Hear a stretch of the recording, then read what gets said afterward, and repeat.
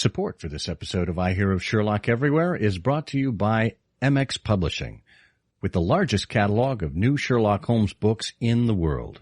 New novels, biographies, graphic novels, and short story collections about Sherlock Holmes. Find them at mxpublishing.com. And by the Wessex Press, the premier publisher of books about Sherlock Holmes and his world. Find them online at wessexpress.com.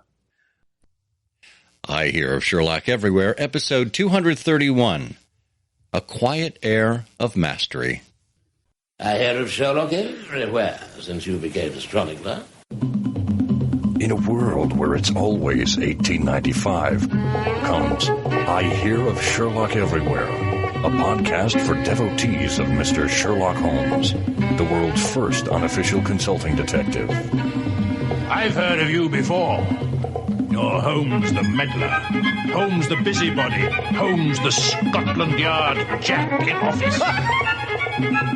The game's afoot as we discuss goings-on in the world of Sherlock Holmes enthusiasts, the Baker Street irregulars, and popular culture related to the great detective. As we go to press, sensational developments have been reported.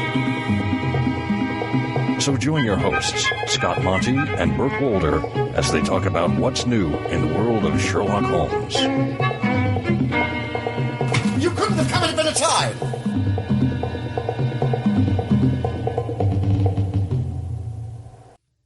Hello and welcome to I Hear of Sherlock Everywhere, the first podcast for Sherlock Holmes devotees where it's always 1895. I'm Scott Monty. I'm Burt Wolder. And Burt, I know you have a quiet air of mastery about you, don't you? Well, that's usually why I cracked the window in here. I'm glad it's for that reason. Yeah, I like to get a little fresh air in from the outside, so my quiet air of mastery doesn't intrude on the sensibilities of those I'm surrounded. There you go. Well, I've got a paperweight around here to protect me from such sensibilities. And you know, the beautiful thing about my mastery is it's completely silent over here. I don't know that there is any air of mastery here. So, well, this is there such a thing as a quiet vacuum of mastery? I would aspire to that. I would exist in one. Yeah.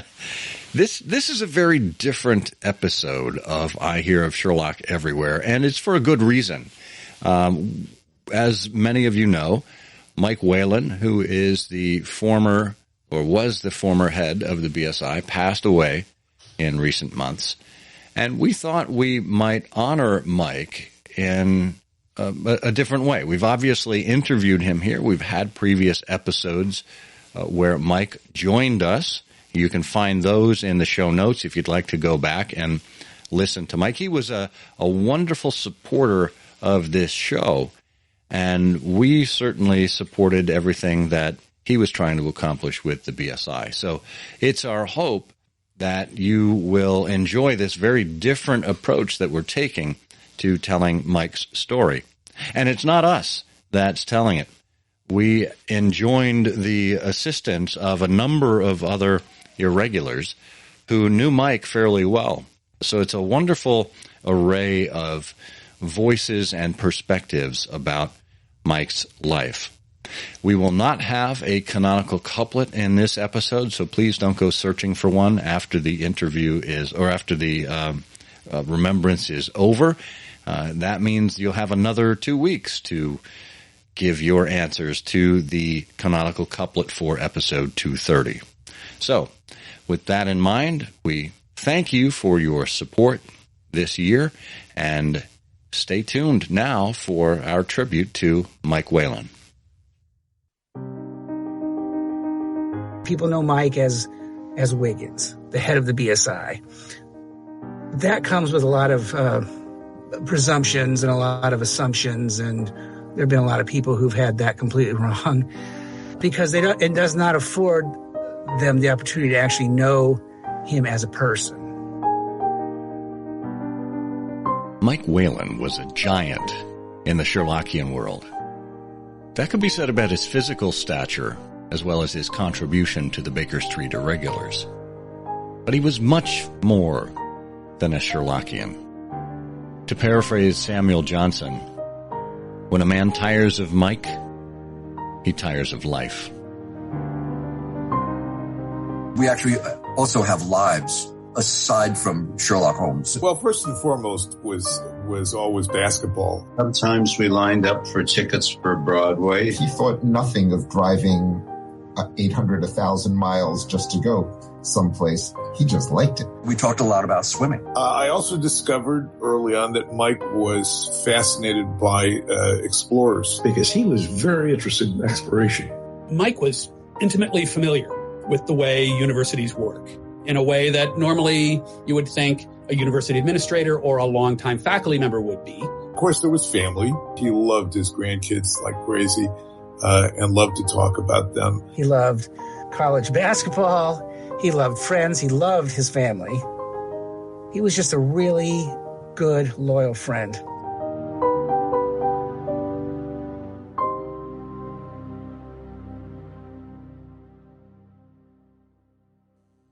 Mike Whalen found joy in many things, and 7 members of the Baker Street Irregulars join us today to tell it best as they saw it from up close.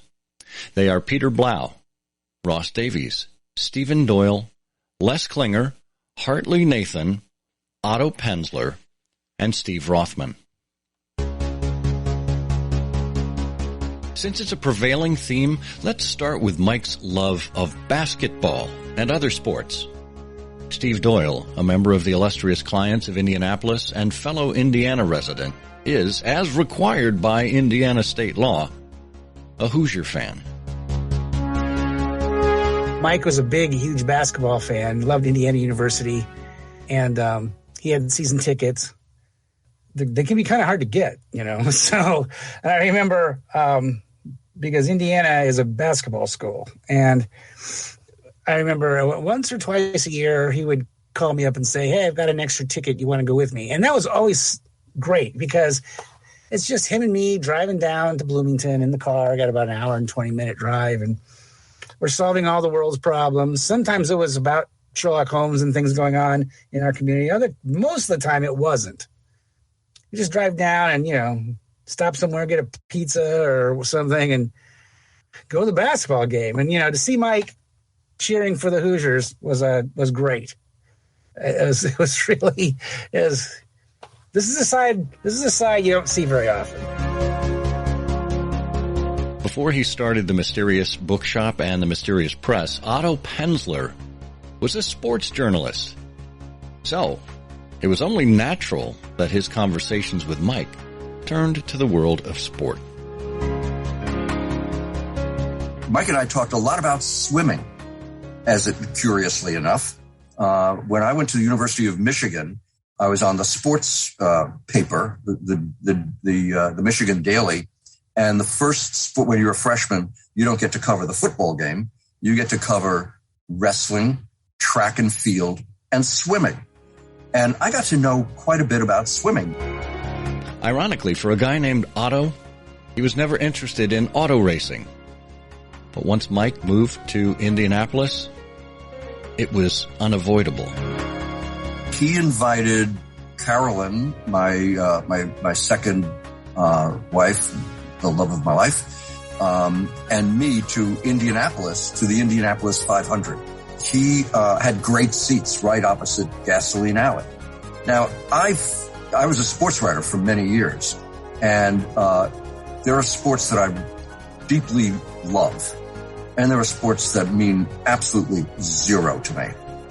Soccer being one, and auto racing being another. And I thought, well, you know, there's something fantastic about the Indianapolis 500. It's so iconic that I thought this has got to be fun. So we drove together and we went to his house. He then took us in his car, he and Marianne and Carol and I in the back seat, and we drove to the Indianapolis 500. And I don't know if your listeners pay much attention to the Indianapolis 500. They may not know that the people get excited about 100,000 people show up for a football game. Indianapolis 500 has 500,000 people who come. There's one road out, literally one road out. And I would say that if a marriage can survive getting home from the Indianapolis 500, it can survive pretty much anything. It took about, I'm going to guess, somewhere between 5 and 6 hours to get out 500,000 people leaving on a single road. They only use it twice a year for the time trials and then for the race itself. And the race was really actually exciting.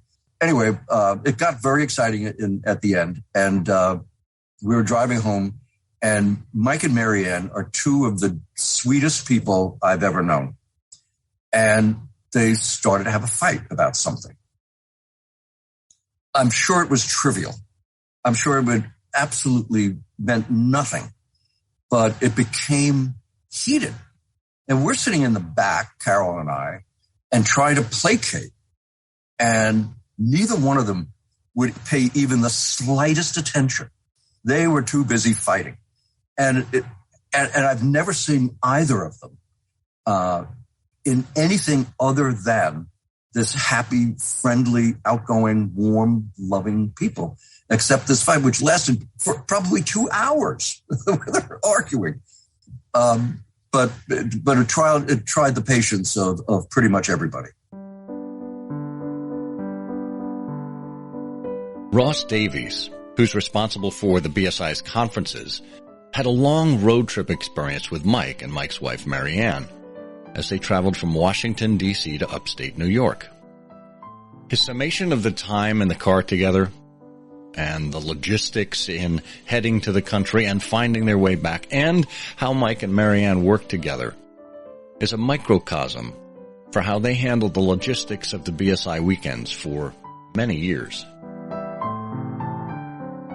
So we had a bunch of maps, we had an unreliable GPS, we had various people's memories and knowledge of where we were going, and I sat in the back seat, sort of in the middle. I was not in a car seat, okay, but I was in the back seat by myself, and I was between Mike and Marianne and back a little bit, and they basically talked their way through this unknown, partly known, unfamiliar, interesting territory, with this kind of good-natured, even-keeled exploring of each other's knowledge of this stuff. And, occasionally the voices would rise a little bit, right? But they would never argue, right? And occasionally they would quiet down a bit, but the car was never quiet, right? And this is the cool part of it, right? They were so good at collaborating that, and I was actually keeping track of this from the beginning because I was always ready to trying to be prepared for when we ended up in some place that we did not intend to be. And Marianne was the driver, right? We never took a wrong turn. We never got lost.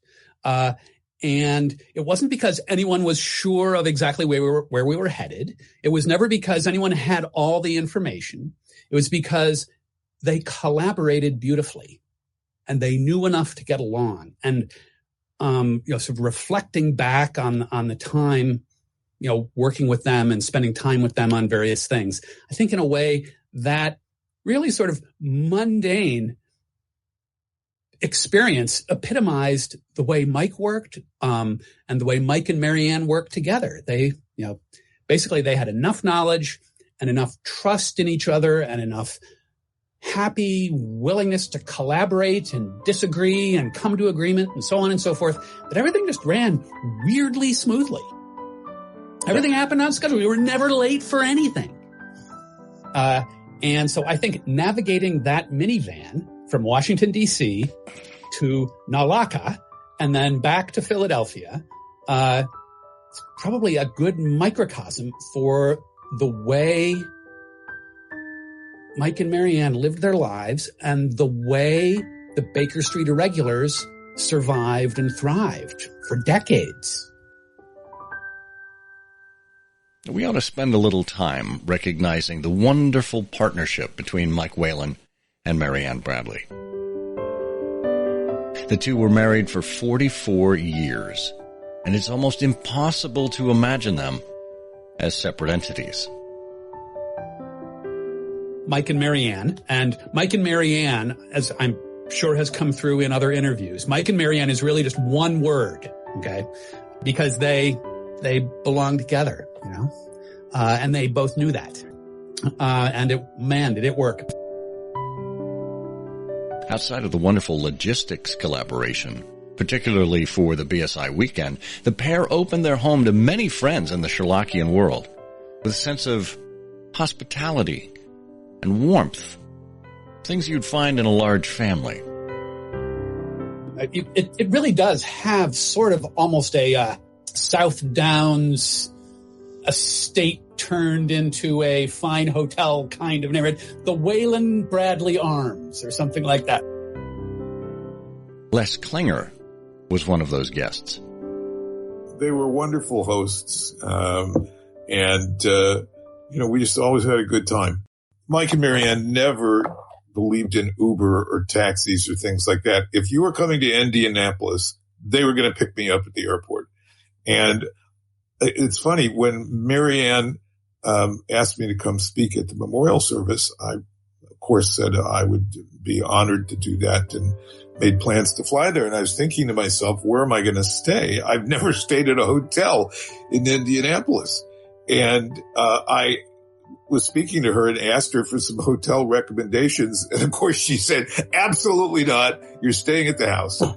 So, I and two other friends of hers, of friends of Mike's, longtime friends of Mike's, stayed at the house during the memorial service. Typical Marianne. And Otto got the full treatment early on. I was going on a book buying trip in the Midwest. He was still living in Cleveland. And he said, well, come by. We'll go to dinner. And Marianne Whalen, now Marianne Whalen, Marianne Bradley at the time, was living with him. They weren't married yet, but they were living together in sin, as I like to point out to them very quickly. And we wound up talking so long and drinking so much that I wound up spending the night. They had a lovely guest room, although I think it was too lovely. I think they gave me their bedroom and then slept on a couch somewhere else or something. It's the kind of thing that they would do. And the next morning, and I've joked with Mike about this for more than 40 years, Marianne brought me breakfast in bed. He had gone to work. He had to go to work, and she brought me breakfast in bed. I mean, really. It's still one of my favorite memories. And really, I don't think a year ever passed where I didn't remind him that his bride brought me breakfast in bed. Mike's job took him on the road frequently, and he used it to his advantage. He loved traveling, particularly with friends or to meet up with friends. Hartley Nathan remembers some of those trips. I started first meeting Mike when I was serving Myers, president of the Bootmakers of Toronto in the mid-1970s. He was living in Cleveland and came to Toronto to attend some of our meetings. Marianne, Mike, Marilyn, and myself met annually in New York and at Philly for the Copper Beaches. And it was this foursome has continued in other BSI functions. Mike and Marianne stayed at our house during Silver Blaze in July 2013. And in 2017, Mike suggested we come to Indiana and we drive to Dayton, the trips we've taken together. And we consider ourselves very lucky to have friends like that. Peter Blau recalls how Mike's international visits as head of the BSI were the perfect match for his travel bug, and how it had been a rare occurrence previously. Edgar Smith was after the war, was able to actually get on an airplane and go have dinner with the Sherlockians in Denmark. And that was a big deal. I mean, it was a big deal for them, and oh my God, the head of the BSI's going somewhere else.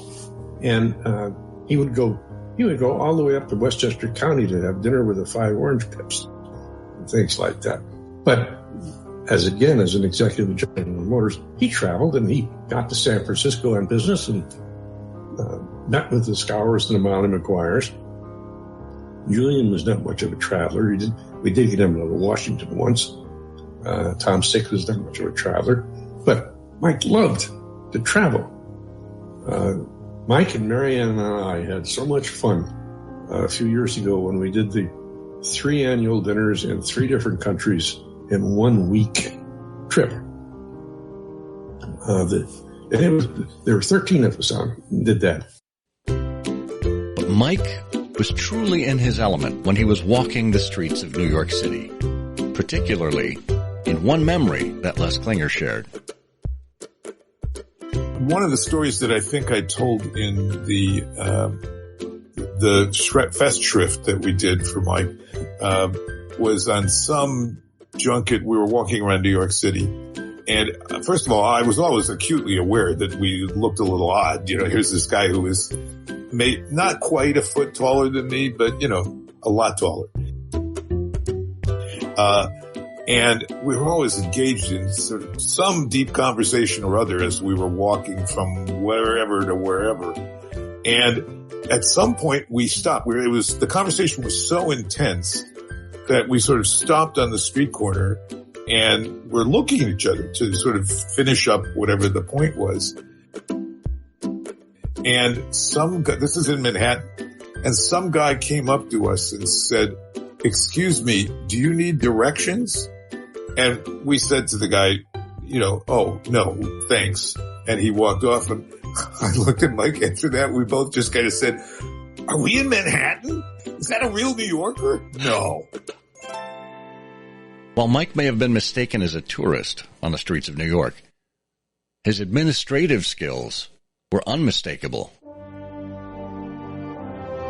Mike was a sort of a legendary person around here. He within the Sherlockian circles here, he had revived the Illustrious Clients. We had been in a sort of semi-dormant state as an organization for about 15 or 16 years. Upon getting back here, as he had a habit of doing, he would move somewhere, and then if there was a Sherlock Holmes Society to be revived, he would jumpstart it, or he would just start a new one. And I don't think people realize that there's probably a good number of clubs and organizations in our hobby community that owe a debt to him.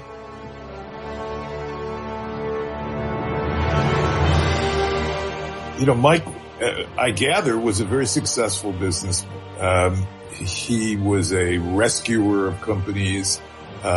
He would come in, build them up, and then move on. Fortunately for us, he didn't move on with the BSI, but he took an organization that, while vital, was not very businesslike, and implemented a lot of new ideas. He'd been a CEO of a number of companies. I mean, he couldn't not run a company. He retired 3 times, I think. Wound up on the Eastern Shore out here and found a company that made swimming pools, wasn't doing very well. So he just bought it and turned it into one of the top swimming pool manufacturers in the country and got it going really good, and then gave it to the employees and retired again. But it was Mike that did so much to make the BSI what it is now. It's a business operation. It's a big deal.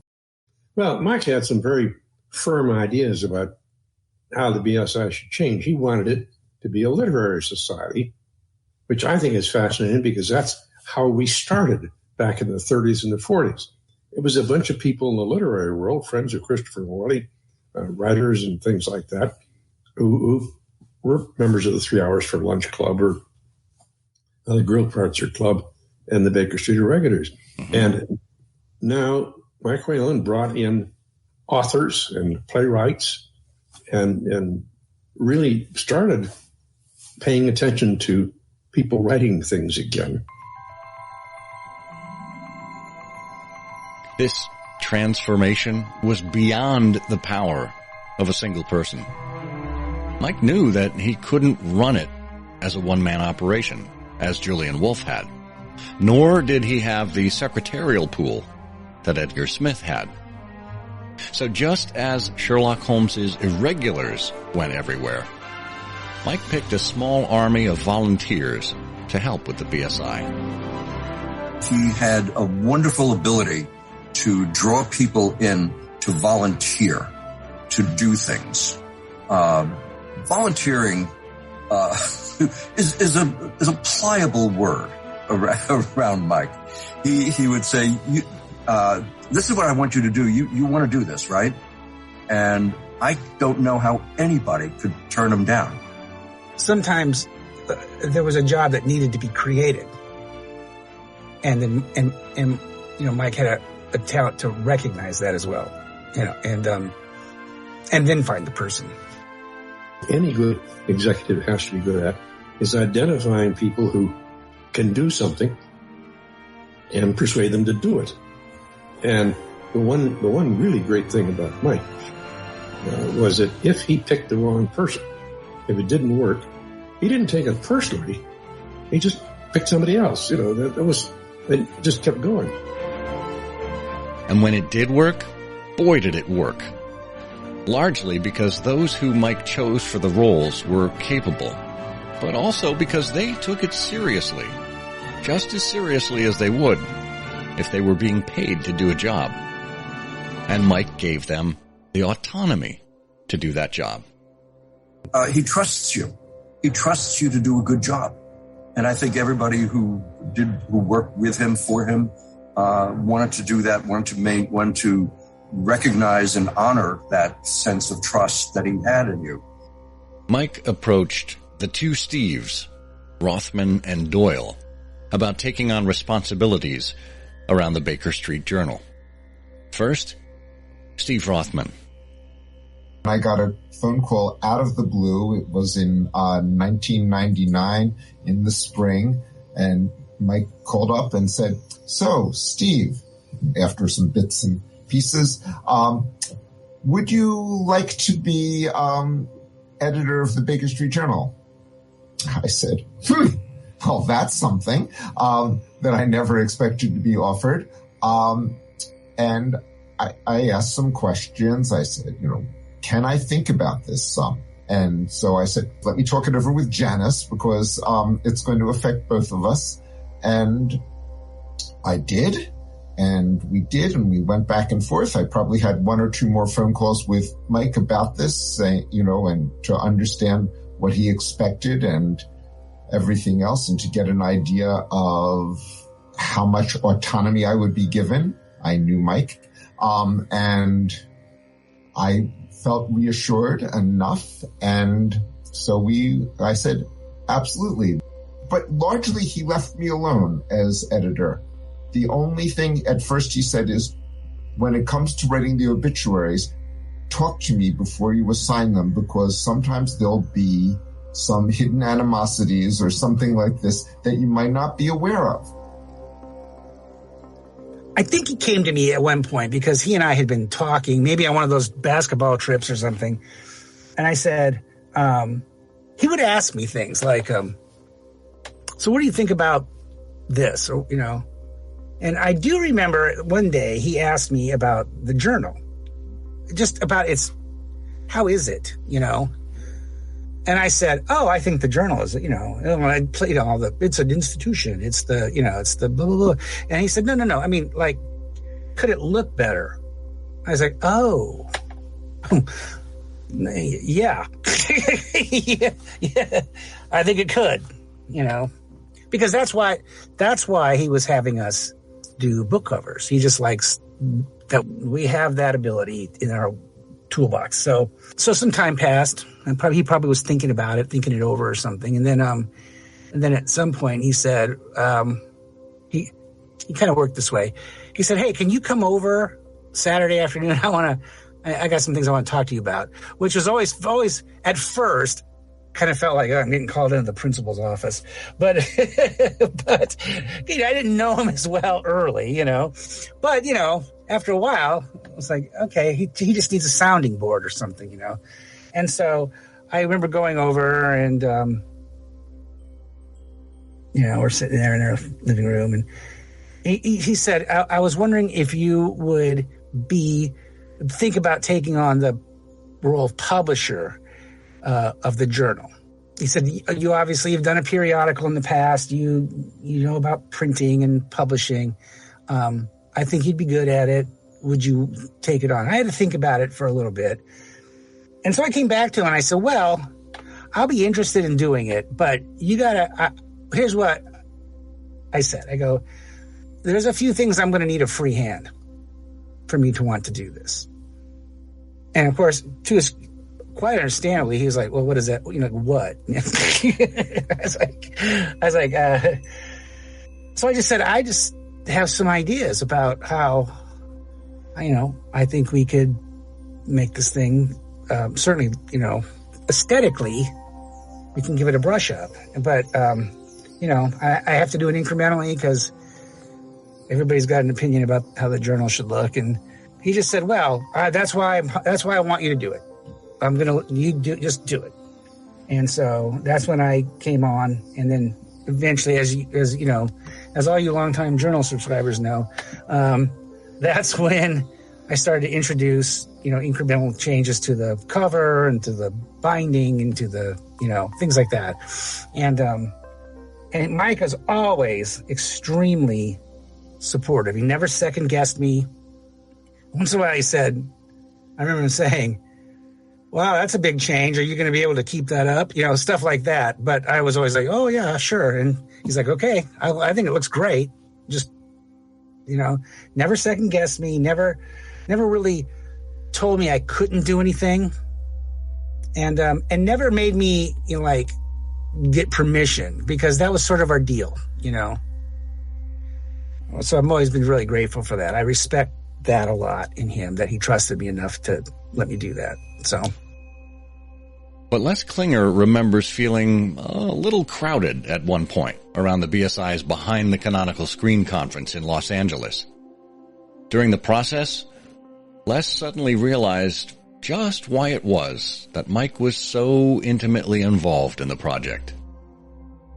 He did delegate, and he did let people run with the things that he had delegated to them, as is evident today. I mean, he himself talked about the statistics of how many Sherlockians were involved in how many activities, that it was not a small little group of the secret council leading everything. It was a very widespread group of people with a lot of responsibility. But he could also drive you crazy. When Michael Keene and I did the conference at UCLA back in the early 2010s, I think, maybe 2012, something like that is when we did it. Not only did Mike and Marianne drive out to Los Angeles to actually look at the facilities themselves, make sure that they were totally comfortable with it, they wanted to know everything about what we were doing. And it used to drive us crazy. I mean, it was like, Mike, we got it handled. It's okay. But then I finally figured out that this was just about, he only really did that with the projects that he was totally passionate about. And he didn't do it because he doubted you. He did it because it meant so much to him that he just wanted to see if he could help, see what needed to be done, and make sure that it got done. He could be very firm, but he was kind. If Mike decided that he wanted something to happen a certain way, then it really needed to happen that way. And if it didn't, then he didn't like it. There's no question that Mike wanted to see things done a certain way, and that in his capacity as Wiggins, he was responsible for making decisions. It led to the benevolent dictator trope, which really started with Julian Wolfe, and Mike kind of winked at it. Julian Wolfe was the first benevolent dictator. The story being that he was introduced somewhere as the benevolent dictator of the Baker Street Irregulars, And he stood and said, I am not a dictator. And he said, I'm not the dictator of the BSI. And he said, but if I were a dictator, I would be a benevolent dictator. He said, if I were benevolent. Benevolence was something that he did strive for, but he loved the group corporately as well as the individuals in it, and he wanted the most from them. In his letters, that's what he was trying to ask for, was help us. The more you help us, the more you're involved, the more you'll like the group. And the more you like the group, the better it will be for you and all your fellow members. And for Sherlockian activities worldwide overall. And so that's what he was thinking of, and that's what he was aiming for with his benevolent dictatorship. But in the end, Mike took his advice and counsel to a number of people, and that informed his decisions. Most of my job, I think, consisted of listening to Mike tell me what he was planning to do, and then my saying, keep in mind that if you do A, then B is going to happen. So you need to think about what happens next. I mean, the trust is a perfect example of that. The BSI Trust, which is sort of in charge of the archive. I mean, Mike was always treated himself as one of the group of trustees. He attended the meetings of the trustees, but he was not in charge. And I can't remember any specific instances where, he said black and we said white, but, he viewed himself as just one of the idea persons, one of the trustees who had input. That's a perfect example. And ultimately, of course, he ended up doing that with the BSI Press as well, where he ceded tremendous authority to Bob Katz, John Berquist, Michael Keane, and Steve Doyle over the years to make decisions about that stuff without running to consult Mike. Did he like to be kept informed? Sure. Did he appreciate having input? Absolutely. But he was far from a dictator about the things that he thought were going well. Like any good leader, Mike listened intently, and he took a great interest in people. When he combined those skills, it resulted in more informed conversations. And it made people feel welcome at events, simply by showing them that he cared about them. I think that, people say Wiggins, he was a very physically tall person. And he's, heads this, what people think of as the mighty organization of the BSI. And they see him as maybe as unapproachable or unknowable and a little forbidding sometimes. But was as far from the truth as it could be. Mike had a big heart, and he really cared about everybody in the organization. To illustrate this, it was in 2001, somewhere in there. I really hadn't known Mike that long, right? I mean, I really didn't. I'd known a lot of other people around here in the Sherlockian world anyway, a lot longer. And I'd been in the hospital. It was serious. And there Mike and Marianne were.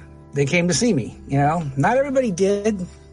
And I just thought to myself, well, isn't that something? They don't really know me as well as I might not have expected them to come see me. But they did. And, you never forget that kind of thing. And I think as time passed, it really, I might have been surprised then, but I shouldn't have been surprised because that's just who he was. I think he could talk to anybody about anything. And if he didn't know a lot, he would ask questions, but he was responsive. He was interested. He would get into a conversation about any esoteric subject at all and wouldn't blow it off. He would listen and contribute in some ways, ask questions or whatever it took to keep the conversation going at a high level and a friendly level. And it was a rare ability that I wish I had and I wish more people had. Hartley Nathan again. And the other thing that amazed me about Mike was his knowledge of the people. He talks about different Sherlockians, and he knew everyone intimately. It was just amazing how personal he was with so many people. From two streams of his life. One was the corporate stream, where the more people you knew and knew their abilities, the better it was for you and for the company. And the other was, of course, his life in the various scions. So he had gotten to know a great many people. He had always traveled around to lots of groups well before he was head of the Irregulars. He was a face that you saw when you went. Ross Davies remembers how Mike made him feel the very first time they met. I got invited to a dinner, and I'm talking with someone after at dinner when people are sort of milling around after things wrap up, and Mike Whalen, who who had been pointed out to me, and he walks up to me and sort of apologized for interrupting and says, "I'm sorry to interrupt. My name's Mike Whalen. It's very nice to meet you. And would you autograph this for me?" And he had a copy of a book I'd published that had a bunch of Sherlockian stuff in it. And, I learned later that he was assiduous about making sure that his copies of things were properly inscribed, which, has its own charm, right? But, stop and think about that for a moment. He walks up, he sought me out, a nobody, and then apologized for interrupting and then asked for my autograph. It's a culturally generous kind of thing to do. And what I then learned over the next couple of years as I became more involved and eventually had a conversation with him about this practice, sort of, in another context, not at a weekend, but later, is that sort of one of the things on his list at every BSI dinner was to seek out and introduce himself to every person for whom that was their first dinner. That's the way he was. And so each of us at our first dinner, right, was special to him in both sort of a procedural cultural way, but also in a personal cultural way, because once you know that's the way he works, you can, and if you're interested in this kind of thing, you could see him walking around the room basically with an armload of stuff under his arm because he had something from everyone who had produced something, because he was not doing it in some sort of mechanistic, cold-blooded sort of way. This was coming from his heart, his passion for this, and his caring for the people who were going to be involved in this community. He's not sharing information about his name. He's sharing information about how he views his relationship with that other person. Mike Whalen walks up to me with something that I have created and asks me to customize it for him. He's saying something about how he values me and my work. One of the ways Ross saw this intent interest in other people was on the road trip to West Point, where they were seeking out Dr. Elizabeth Samet, professor of English and philosophy. An extraordinary human being, an extraordinary scholar, an extraordinarily thoughtful person about the armed forces and the role of the military in society and so on and so forth. And also for example, and this should really resonate with Sherlockian enthusiasts, she is the widely acclaimed, sort of gloriously reviewed annotator of Ulysses S. Grant's autobiography. Okay, so she is a major figure in not only literary study and military policy and all that kind of stuff, but also in Civil War history. Okay, she's an amazing person, right? And so I'm trying to get her to come talk to the Sherlock Holmes in the British Empire conference, right? Why? Because she wrote many years ago a stunningly cool essay for the New Republic about using Sherlock Holmes to teach her cadets how to think. So she is a student of Sherlock Holmes on top of everything else she does, right? And she, of course, she has a ridiculous schedule and And so I'm trying to enlist her in this thing. And she is a super nice person. So she's very willing to listen, but not so sure, and so on and so forth. And I tell her we're coming up, to take a look around, and could she spare us a few minutes? And she says, sure. And so we arrange to meet her. Basically, clearly it's in a hallway. She's thinking in a hallway for 5 minutes between meetings so she can be polite, right? Because she's a really, really nice person. You can imagine what happens. She meets Mike and Marianne.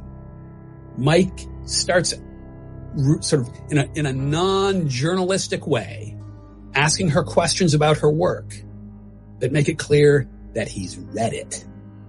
And not read it in a sense of having read it in order to be prepared to ask her a couple of intelligent questions. He's asking her about the things he does not understand, right? Which, again, for anyone who spent any time with Mike, knows that he is a very curious, very open-minded, wanting to learn kind of person. Basically what I would mention is, any admirable mind, right? It's filled with opinions and filled with openness. And Professor Samet finds a chair with a couple of other chairs nearby for us to sit down. And before you know it, she's looking at her watch like, I really do have to go now, right? Which she probably had a class to teach or something like that. But the way Mike was not so much prepared for the meeting as just naturally interested and engaged and deeply sort of caringly curious, just, radiated from him. Mike's impact on the Baker Street Irregulars was, in a word, profound.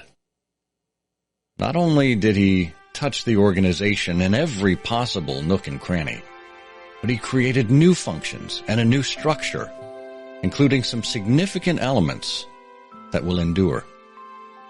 I asked some of our interviewees about Mike's legacy. Peter Blau takes the 30,000-foot view. I think it'll be the corporation, the organization. He turned this over to Mike Keene as a going concern. I mean, think about poor Julian Wolfe.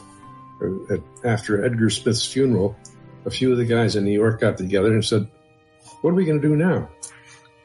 And Julian said, well, he'd retired early. And he said, I'll plan the annual dinner. And then he did. And he was the commissioner forever. He just did it. And eventually, he wisely decided it was time to turn over some to Tom Sticks, who wisely decided to turn over. But Mike Whalen created an organization and did what every good business executive should do, is bring people up who can deal with the boss being hit by a bus crossing the street. The one thing you can't do in business is have a company depending on one person. There's got to be people prepared. And it was Mike Whalen who actually decided, well, we ought to have officers who can actually do something. And turned over to Mike Keene something that's going. And Mike Keene, I'm sure, will keep it going.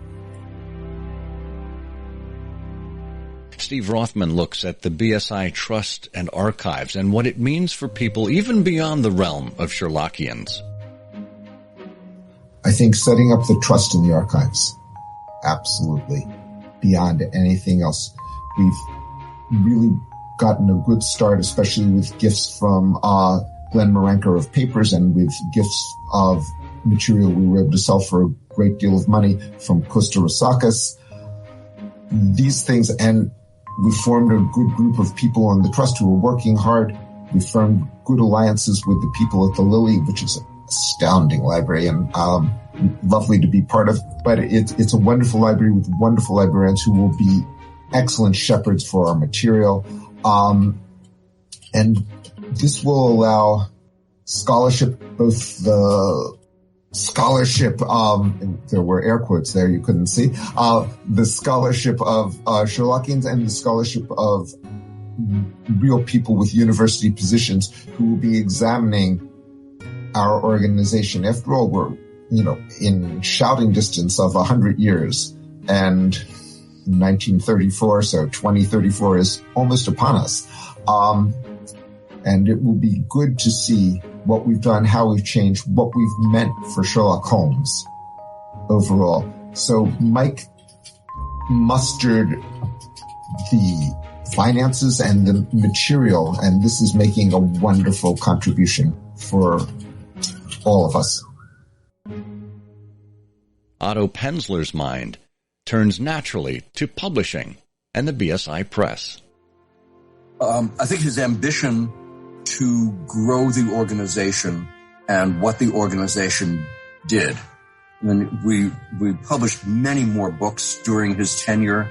When I say we, I mean the BSI, of course. Many more books than any of his predecessors, probably more than all of his predecessors combined. It was a very ambitious publishing program. I was very proud. I love the manuscript series more than you could possibly know. They are masterpieces of production. The people who work on that, the Gasogene Press people, and others, they do such a wonderful, wonderful job of producing those books. I sold my collection, virtually my entire collection, a few years ago at auction, but I keep the manuscript series. They're just too wonderful to not have on the shelves. And Les Klinger enumerates all of the elements of the BSI that Mike touched, but brings it home with what really matters. Well, it depends on who you are, I guess. For the BSIs, it's the revolution. I mean, it was the change of from what wasn't much more. Not that the journal was ever a weak element. The journal has always been one of the great strengths of the BSI, but that's all we had for a long time. And pretty much through the Tom Stix era, that was the only real accomplishment, if you will, of the Baker Street Irregulars. And I think Mike's greatest legacy is he perceived that we could do more to keep green the memory of the master and be what we are, an educational organization, and that could include conferences and books. And I think that's his legacy. And of course the archives, the trust that we were old enough to start paying attention to our own history and hopefully learning from it. But, so those three things I think are the great legacies that he left for the BSI that we're going to carry on for a long time. You know, I think outside the BSI, his legacy was that people loved him. And as long as those who knew him live, will remember him, will think of him, and he'll live on. I think Mike was very proud of what he had done and felt that he had found a good successor in Michael. And I'm sure he wished he could see another 20 years of what was going to happen. But we all benefit from what he did, and we all benefit from his friendship. He was fun to talk to, and that was a good part. Mike was interested in people, their welfare, their flourishing, their capacities, and so on and so forth. And so he was interested in almost anything that had to do with any of those things. And that was very nearly everything in the world. In that sense, he was, in some ways, very much like sort of what I think a lot of us think of as one of sort of the inside jokes in the Sherlockian canon itself, which is that Sherlock Holmes only kept the important things in his head. But the truth is that everything is important. So he was keeping every darn thing in his head. And so was Mike. He was an amazing guy. And he loved the Baker Street Irregulars. But even outside of that, he was a huge, he was a really good friend. He had a great sense of humor. He really valued loyalty, not just to him, but within him to people too. And it's hard to put in words, Scott. He was a person, and he wasn't one dimensional as the leader of the BSI. There was a lot to Mike. We haven't had a lot of leaders of the BSI, but Mike is going to be seen as a transformative leader of the BSI. I mean, really one of the great leaders of the BSI. And I think he transformed this group. And, you know, the BSI, it's not the beginning and end of the Sherlockian hobby. but it still has a place and can still sort of inspire people and kind of chart a course in a way for the hobby. And I think he was really had a lot of foresight in kind of positioning the irregulars for the future. And, so, we all owe him a huge debt for that, I think.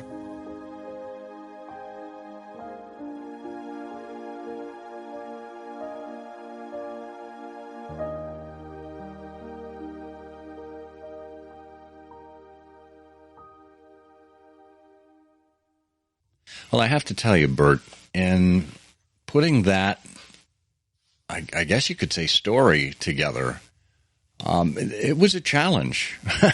There was so much that was said about Mike. There were so many stories, and really, even the 7 people that we gathered together. This is just the tip of the iceberg in terms of what people had to say about Mike or the memories that they shared. So it was, in some ways, a challenge to, as any editor's job is, it's a challenge to decide what you're going to include and in what order. But the bottom line is, Mike was a Renaissance man. He had many, many interests. And the thing is, I don't think any one of the interests that we've talked about or that our guests talked about there were just surface interests. When Mike sunk his teeth into something, he really didn't let go. And it seemed like that was the case not only with the topics that he was interested in, but with people as well. Well, and I think that, you mentioned earlier, I think that's very true. You mentioned earlier at the start of this that, we were looking to honor and remember Mike, and that certainly is accurate. But, the reason why this is important and why it's great to hear these voices and to hear these stories is that, people, men and women are sort of different from other creatures in that they have the power to identify and imitate others, and sort of in a spiritual way. And we tend to talk about this as we frequently talk about the classics from time to time. Our heroes and our heroines, their way of life become part of our own emotional substance. And in listening to these stories and these recollections and the things that come out about Mike, I think there were real lessons there for all of us. Certainly, and some surprises. I did not know that he was so intrigued and interested in Arctic exploration and things like that. And I love to hear. So that's a word that came out, to me, adventure, that was a real, among his many different abiding interests. And travel. I mean, I knew that he was a great traveler. And if you're running a global organization like this, the ability to go from place to place, without, worrying about the details, that was a real plus for Mike. But I love that story that we heard about being, hitting 3 countries in one trip, Friday in Denmark, Saturday in London, and then back to the United States. And then his abiding interest in other people, their welfare, their flourishing, their capacities. He was just interested in everything. And I think there's, dwelling on that and thinking a little bit about that is a wonderful thing to do at the end of the year.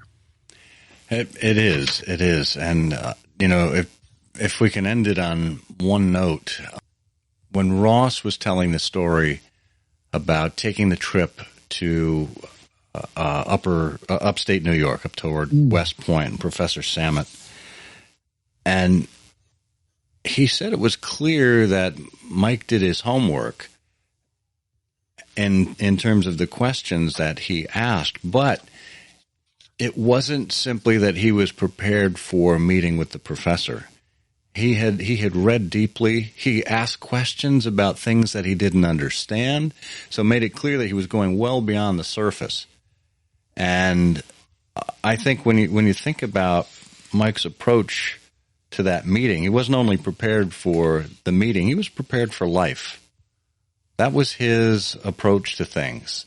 And when he approached you and asked you about yourself, He knew what he was asking about. It wasn't that this was just curiosity. He did his homework on people, and he did his homework on topics, and he showed up informed, and he showed up curious at the same time.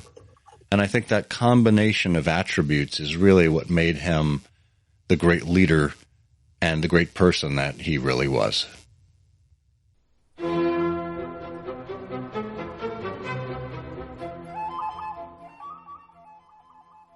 One of the great Sherlockian periodicals is back, the 2021 Sherlock Holmes Review, edited by Steve Doyle, art direction by Mark Gagan, with all new contributions from Nicholas Meyer, Robert Doherty, Frank Cho, Anne Margaret Lewis, Steve Hockensmith, Les Klinger, Jimmy Aiken, and more. 118 pages about Sherlock Holmes, the illustrators, community, collecting, comics, reviews, film and TV, scholarship, including new artwork, Irene Adler drawn by the inimitable Frank Cho. It looks like a book and reads like a magazine. It's the Sherlock Holmes Review. Get your first edition copy of this essential 2021 Sherlockian Annual, the all-new Sherlock Holmes Review, at wesexpress.com.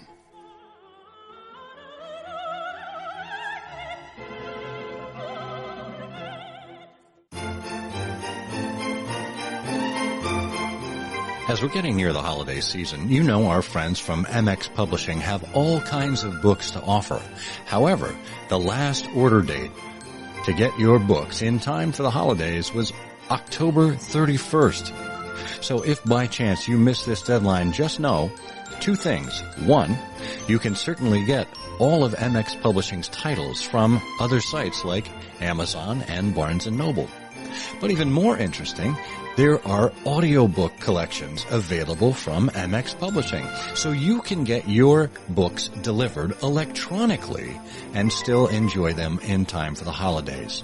You've got titles such as Memoirs from Mrs. Hudson's Kitchen by Wendy Heyman Marsaw, Sherlock Holmes and the Cornwall Affair by Joanna Reiki, Sherlock and Irene by Chris Chan, and many, many more titles. They're available for you if you like to have some entertainment between your ears. And as a listener of I Hear of Sherlock Everywhere, we are sure that you do. So just get on over to mxpublishing.com and check out the audiobook collections today. Well, I have to say, this season, this has been our 15th season here on I Hear of Sherlock Everywhere, has gone by like a blur. Are you dizzy? No, I'm not dizzy, but boy, oh boy, I can't keep writing on these damp pads with the fountain pen because everything does so to run together. Well, and we have to stop recording on these wax cylinders. The wax production has gone down here. We'll have to find another way to do it. Yes. Well, we do thank you as our listener for tuning in once again, for staying with us throughout the season. If you're just discovering us, welcome. We are off to another season in 2022. It'll be our 16th season broadcasting the I Hear of Sherlock Everywhere podcast. We will be back in 2022 with more authors, with more Sherlockians, with more interesting people doing interesting things in the world of Sherlock Holmes. Until then, I am the always worldly Scott Monty. And I'm basically your friendly neighborhood Burt Wolder. And together we say, The game's afoot.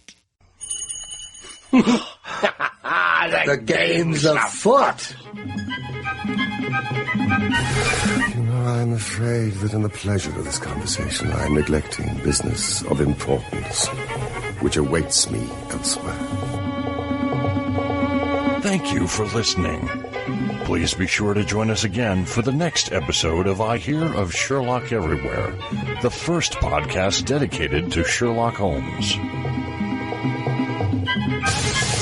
Goodbye, and good luck, and believe me to be, my dear fellow, very sincerely yours, Sherlock Holmes.